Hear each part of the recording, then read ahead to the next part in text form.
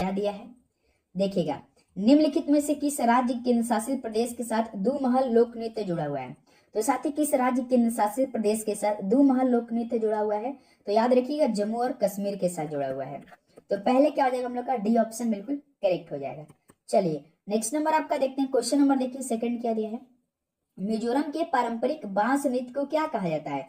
तो मिजोरम के जो पारंपरिक बांस नृत्य को साथी ये चेराव नृत्य कहा जाता है। तो यहां से क्या हो जाएगा हम लोग का, सी ऑप्शन बिल्कुल करेक्ट ऑप्शन हो जाएंगे। ओके चलिए नेक्स्ट नंबर आपका देखते हैं, क्वेश्चन नंबर देखिए थर्ड क्या दिया है, प्रसिद्ध उड़ीसी नृत्य के अग्रदूत हैं तो कौन है साथी। जो प्रसिद्ध उड़ीसी नृत्य के अग्रदूत हैं ये वो तो गोटीपुआ है। तो डी ऑप्शन क्या हो जाएगा आपका, बिल्कुल यहाँ से करेक्ट ऑप्शन हो जाएंगे। जिस तरह से अभी तक एसएससी ने साथी एमटीएस का सेकंड शिफ्ट का पेपर भाई बना रहा है ना, इससे तो अनुमान लगाया जा रहा है कि आपका आने वाले दिनों में जब 14 नवंबर आपका लास्ट एग्जाम खत्म हो जाएगा, जब आपका रिजल्ट की बारी आएगा तो नॉर्मलाइज जाहिर सी बात होगी जिनका भी थर्ड शिफ्ट में पेपर पड़ा था। देखिए पहला शिफ्ट का सबसे कठिन इस समय पेपर आ रहा है, ये आप यदि एनालिसिस कर रहे होंगे तो आपको मालूम चल पड़ा होगा, और काफी लोग जो पहले शिफ्ट में दिए होंगे उनको भी मालूम होगा। ऐसा पहली बार हो रहा है कि कोई भी एग्जाम जो कि सेकंड शिफ्ट का इजी बन रहा है, सबसे पहला एग्जाम होता है तो पहले शिफ्ट का इजी बनता है, उसके बाद थोड़ा सा सेकंड वाला मॉडरेट, थर्ड वाला मतलब कि थोड़ा सा हार्ड बनता है। लेकिन भाई इस बार एसएससी ने एमटीएस का पेपर कुछ अलग ही बना रहा है।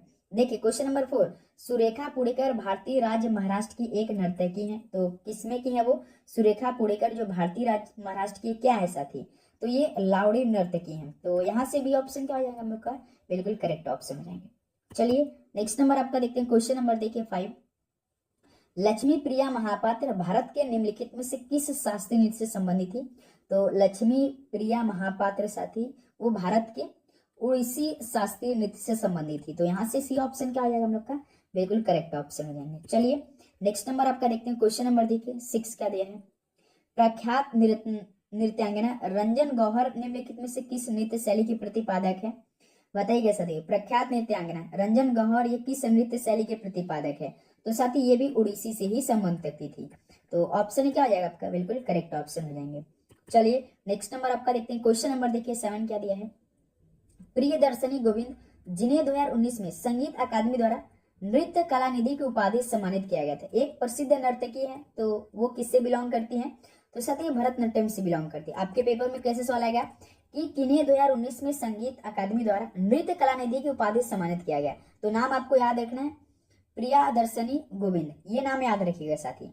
ओके चलिए नेक्स्ट नंबर आपका देखते हैं, क्वेश्चन नंबर देखिए 8 क्या दिया है, दमन और हुल्की ये किस राज्य के लोकप्रिय पारंपरिक वाद्य यंत्र हैं। तो साथी दमन और हुल्की ये किस राज्य के लोकप्रिय पारंपरिक वाद्य यंत्र हैं, तो ये हिमाचल प्रदेश के हैं।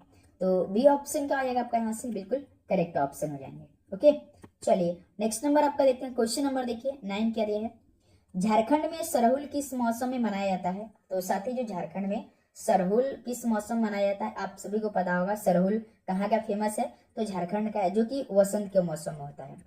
तो ऑप्शन क्या हो जाएगा आपका, बिल्कुल करेक्ट ऑप्शन हो जाएंगे। चलिए नेक्स्ट नंबर आपका देखते हैं, क्वेश्चन नंबर देखिए 10 क्या दिया है, वांगला उत्सव निम्नलिखित में किस जनजाति द्वारा मनाया जाता है। तो साथ ही बताइएगा वांगला उत्सव ये किस जनजाति द्वारा मनाया जाता है। तो ये गारो जनजाति, गारो जनजाति कहाँ से बिलोंग करते हैं, तो मेघालय से बिलोंग करते हैं, ये भी आपको याद रखिएगा। बी ऑप्शन क्या हो जाएगा यहाँ से आपका, बिल्कुल करेक्ट ऑप्शन हो जाएंगे। चलिए अगला सवाल देखते हैं, क्वेश्चन नंबर देखिए 11 क्या दिया है, मंदिर वास्तुकला के संदर्भ में मंदिर का सबसे महत्वपूर्ण हिस्सा क्या होता है। जो साथी मंदिर वास्तुकला के संदर्भ में मंदिर का सबसे महत्वपूर्ण हिस्सा क्या होता है, गर्भगृह होता है। इस तरह का सवाल एक सवाल जरूर पूछा जा रहा है आपके पेपर में। ओके चलिए अगला सवाल देखते हैं, क्वेश्चन नंबर देखिए 12 क्या दिया है, श्रृंगारिक मूर्तियां वाली वास्तुकला की नागर शैली के लिए कौन से मंदिर सुप्रसिद्ध हैं। तो श्रृंगारिक मूर्तियां वाली वास्तुकला की नागर शैली के लिए जो मंदिर साथी सुप्रसिद्ध की बात बोला यहाँ पे, तो खजुराहो का है। तो ऑप्शन क्या हो जाएगा आपका, बिल्कुल राइट ऑप्शन हो जाएंगे। चलिए नेक्स्ट नंबर आपका देखते हैं, क्वेश्चन नंबर देखिए 13। उम्मीद करूंगा आपको हर एक क्वेश्चन समझ में आ रहे होंगे और आपको यहीं पे याद हो जाएगा। बस आपको क्लास लेना है ऐसा तो एकदम आराम से हर एक क्वेश्चन को हम याद करवाएंगे। इसलिए आप लोग चैनल पे नहीं तो सब्सक्राइब और बेल नोटिफिकेशन ऑन करेंगे, जिनका एग्जाम अभी आने वाले शिफ्टों में बाकी है दोस्त। देखिए 13 नंबर देखिए, निम्नलिखित में से कौन सा धरोहर स्थल द्रविड़ वास्तुकला शैली को दर्शाता है। तो कौन सा धरोहर स्थल द्रविड़ वास्तुकला शैली को दर्शाता है, तो दोस्त ये हम्पी। तो डी ऑप्शन क्या आ जाएगा यहाँ सबका, बिल्कुल करेक्ट ऑप्शन हो जाएंगे। ओके चलिए नेक्स्ट नंबर आपका देखते हैं, क्वेश्चन नंबर देखिए 14 क्या दिया है, नागर मंदिरों में आमतौर पर वास्तुकला की शैली होती है। तो साथ ही जो नागर मंदिरों में आमतौर पर वास्तुकला की किस भारतीय शैली की होती है? तो साथ ही याद रखिए उत्तर भारत की होती है, उत्तर भारतीय शैली होती है। तो सी ऑप्शन क्या हो जाएगा यहाँ से हम लोग का? बिल्कुल राइट ऑप्शन हो जाएंगे। चलिए नेक्स्ट नंबर आपका देखते हैं। क्वेश्चन नंबर देखिए 15 क्या दिया है? रेड शब्दावली किस खेल से संबंधित है? तो साथ ही इस समय जिनका भी एग्जाम अभी बाकी है तो उनको एक ही बात कहूंगा कि जो साथी आप टॉपिक पढ़िएगा ना उस टॉपिक को पूरा क्लियर कीजिएगा। इसमें हम डेली आपको ये क्लास में बातें बोलते हैं, क्योंकि देखिए सवाल साथी ऐसे ही सवाल पूछे जा रहे हैं। डी क्या हो जाएगा आपका? Right option. आज तो साथी जानते हैं टेबल की ऊंची नीची सब पूछ दिया सवाल भाई। टेबल टेनिस के जो टेबल टेनिस गेम होता है ना उससे संबंधित दोनों शिफ्टों में बिल्कुल सेम पूछा। उसकी जो मतलब कोर्ट की लंबाई होती है वो कितना पूछा था, कितना मीटर होती है, और जो नेट होता है उसकी ऊंचाई भी पूछा था। पहले शिफ्ट में ये पूछा था, सेकंड शिफ्ट में बिल्कुल उसी से रिलेटेड सवाल पूछा था। देखिए 16 का वेलोड्रोम किस खेल से संबंधित है? वेलोड्रोम किस खेल से संबंधित है? तो साथ ही साइकिल से संबंधित है। डी ऑप्शन क्या हो जाएगा आपका? बिल्कुल करेक्ट ऑप्शन हो जाएंगे। चलिए नेक्स्ट नंबर आपका देखते हैं। क्वेश्चन नंबर देखिए 17 क्या दिया है? विकास गौड़ा का संबंध किस खेल से है? तो विकास गौड़ा का संबंध साथी डिस्कस थ्रो से है। तो बी ऑप्शन क्या आ जाएगा आपका यहाँ से? बिल्कुल करेक्ट ऑप्शन हो जाएंगे। चलिए नेक्स्ट नंबर आपका देखते हैं। क्वेश्चन नंबर देखिए साथी 18 क्या दिया है? The adventurous of Huckleberry Finn ये किसके द्वारा लिखित एक पुस्तक है? तो साथी the adventurous of Huckleberry Finn ये किसके द्वारा लिखित एक पुस्तक है? तो ये मार्क ट्वेन द्वारा लिखित पुस्तक है। तो सी ऑप्शन क्या आ जाएगा यहाँ से आपका? बिल्कुल करेक्ट ऑप्शन हो जाएंगे। चलिए नेक्स्ट नंबर आपका देखते हैं। क्वेश्चन नंबर देखिए 19, निम्नलिखित में से कौन एमनेस्टी पुस्तक के लेखक है? तो साथ ही पूरा टॉपिक कवर करने का प्रयास कर रहा हूँ, जितना भी आपका टॉपिक इस समय एसएससी एमटीएस के लिए बना रहा है। तो एमनेस्टी पुस्तक के लेखक की बात करें तो साथी अरविंद अडिगा है। तो ऑप्शन क्या हो जाएगा आपका? बिल्कुल करेक्ट ऑप्शन। डेली साथी ये ऐसा आपको सोचना नहीं है कि आज जो टॉपिक से सवाल आपके पेपर में आए तो कल भी उसी टॉपिक से आएगा। बिल्कुल भाई ये भूल मत करना आप लोग, क्योंकि डेली का डेली चेंज कर रहा है पैटर्न, है डेली का डेली का रहा है साथी, लेकिन वही पैटर्न ला रहा है, कुछ एक से दो टॉपिक अलग कर दे रहा है। बियॉन्ड द लाइन्स पुस्तक के लेखक कौन है? तो साथ ही बियॉन्ड द लाइन पुस्तक के लेखक कौन है? तो ये कुलदीप नैयर है। तो सी ऑप्शन क्या आ जाएगा हम लोग? बिल्कुल राइट ऑप्शन हो जाएंगे। चलिए नेक्स्ट नंबर आपका देखते हैं। क्वेश्चन नंबर देखिए 21, कर्णम मल्लेश्वरी को पद्मश्री प्राप्त हुआ था तो किस वर्ष में हुआ था?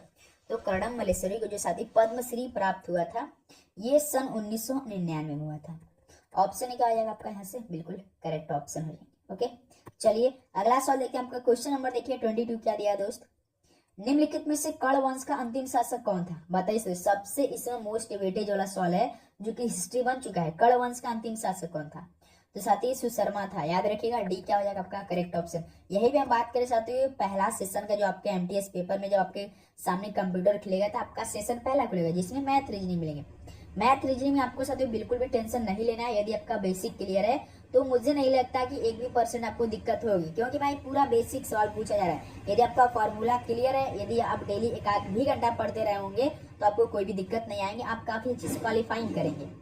प्लासी युद्ध के समय मुगल सम्राट कौन था? यदि आपको कोई प्रॉब्लम है तो हमसे पूछ सकते हैं कि पहला सेशन दूसरा सेशन से, हम आपको बिल्कुल जवाब देंगे।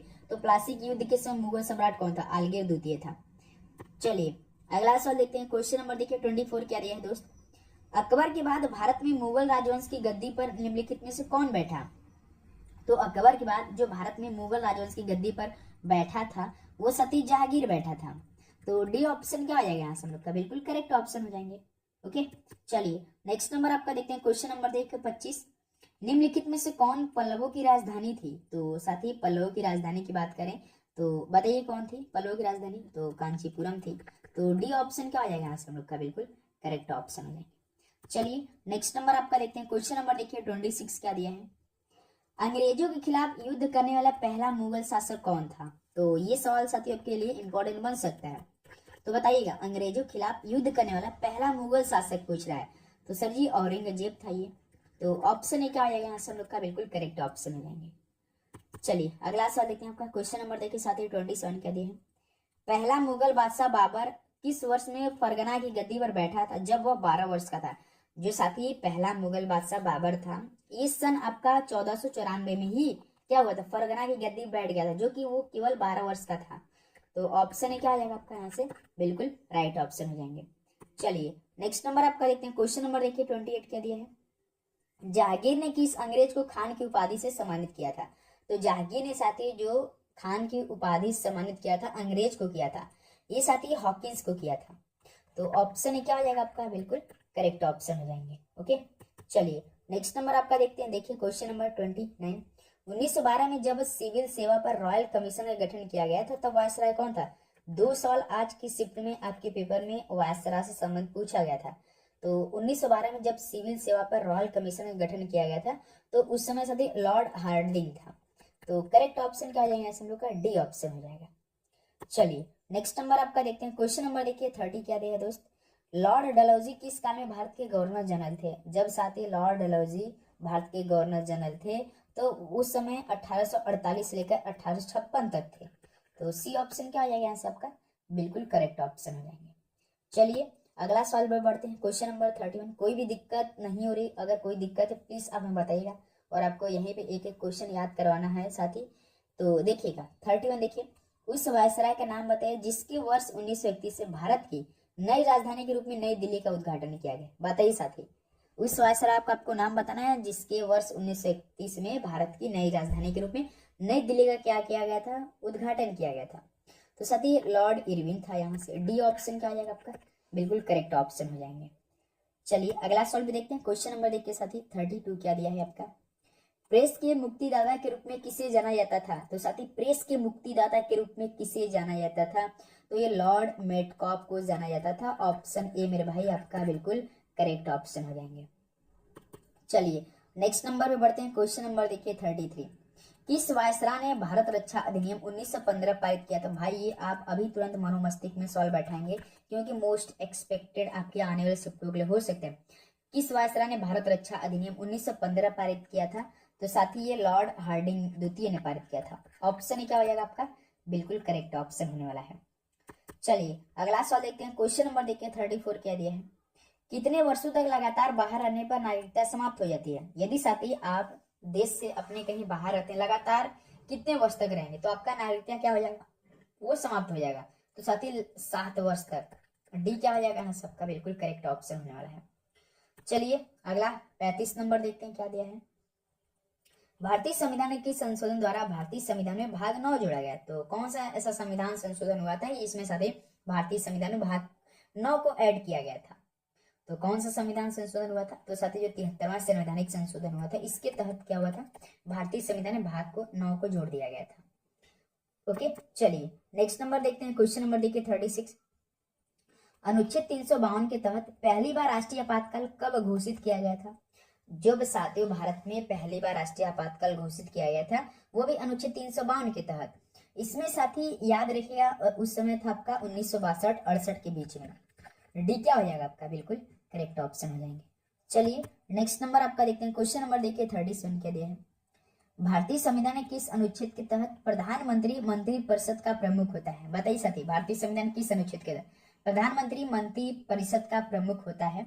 तो ये साथी अनुच्छेद 74 के तहत। डी ऑप्शन क्या आ जाएगा आपका, बिल्कुल राइट ऑप्शन हो जाएगा। ओके चलिए नेक्स्ट नंबर आपका देखते हैं। क्वेश्चन नंबर देखिए 38 क्या दिया दोस्त।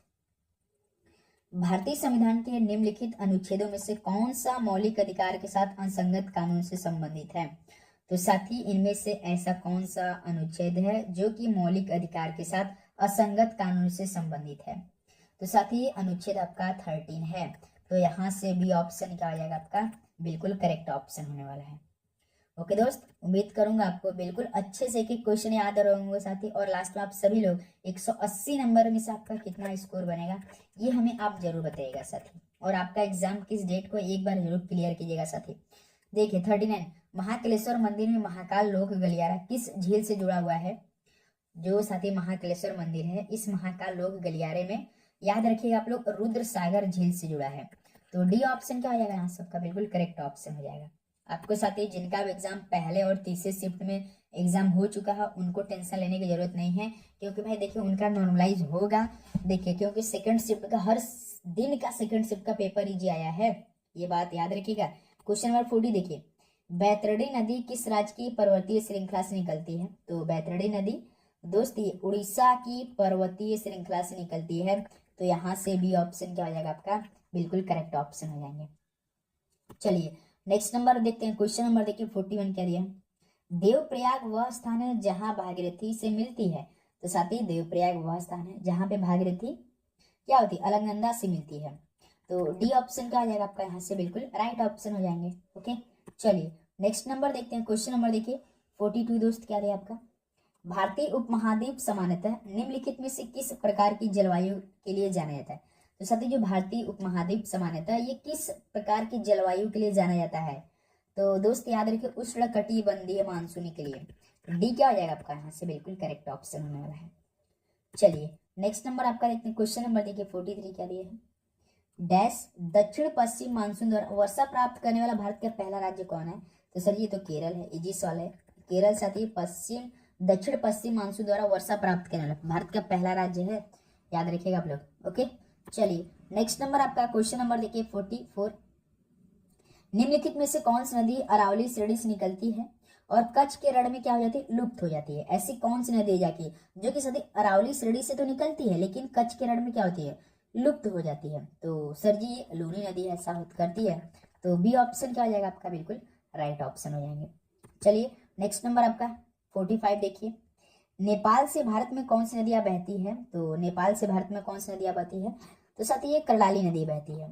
ऑप्शन सी क्या हो जाएगा बिल्कुल करेक्ट ऑप्शन। साथ ही 11:30 पे कल हमने जो आपसे बोला था कि 11:30 पे क्लास हम देंगे रेलवे की, उसको हम साथ ही शाम को 6:30 बजे गए, किसी कारणवश नहीं है लेकिन हमने दिया साथ ही शाम को 6:30 बजे, लेकिन आज आपकी 11:30 पे क्लास आएगी मेरे भाई, याद रखिएगा। नेक्स्ट नंबर आपका देखते हैं क्वेश्चन नंबर 46 क्या दिया है, किसी पर्वत के अनुवाद भाग पर स्थित शुष्क भूमि का क्षेत्र क्या कहलाता है। सर जी किसी पर्वत के अनुवाद जो भाग पर स्थित शुष्क भूमि का क्षेत्र वो साथी वृष्ट छाया क्षेत्र कहलाता है। ऑप्शन ए क्या हो जाएगा आपका बिल्कुल करेक्ट ऑप्शन होने वाला है। नेक्स्ट नंबर आपका देखते हैं। क्वेश्चन नंबर देखिए 47 क्या दिया दोस्त, निम्नलिखित में से कौन सा स्थान भारत में तांबे की खानों के लिए जाना जाता है। तो साथी कौन सा स्थान भारत में तांबे की खानों के लिए जाना जाता है। तो आप सभी को पता होगा खेतड़ी है दोस्त। ऑप्शन ए क्या हो जाएगा यहाँ से आपका बिल्कुल राइट ऑप्शन होने वाला है। चलिए नेक्स्ट नंबर बढ़ते हैं। क्वेश्चन नंबर देखिए 48 क्या दिया है, किस भारतीय शहर को दक्कन की रानी के रूप में भी जाना जाता है। इसको आप तुरंत मनोमस्ती में बैठाएंगे क्योंकि सवाल आपके पेपर में छपने वाला है। किस भारतीय शहर को दक्कन की रानी के रूप में भी जाना जाता है। तो ये पुणे को जाना जाता है। बी ऑप्शन क्या आ जाएगा यहाँ से हम लोग का बिल्कुल राइट ऑप्शन हो जाएंगे। चलिए नेक्स्ट अगला देखते हैं 49, पशु और पुल कारक जनसंख्या किस घटक से संबंधित है। तो साथ ही पुश और पुल कारक जनसंख्या के किस घटक से संबंधित है। तो साथ ही ये प्रवासन संबंधित है। ऑप्शन ए क्या हो जाएगा आपका बिल्कुल राइट ऑप्शन होने वाला है। चलिए दोस्त अगला सवाल देखते हैं। क्वेश्चन नंबर देखिए 50 क्या दिया है, कर्मा आदिवासी नृत्य शैली निम्नलिखित में किस राज्य से संबंधित है। बताइए साथी कर्मा आदिवासी नृत्य शैली ये किस राज्य से संबंधित है। तो ये छत्तीसगढ़ से संबंधित है मेरे भाई।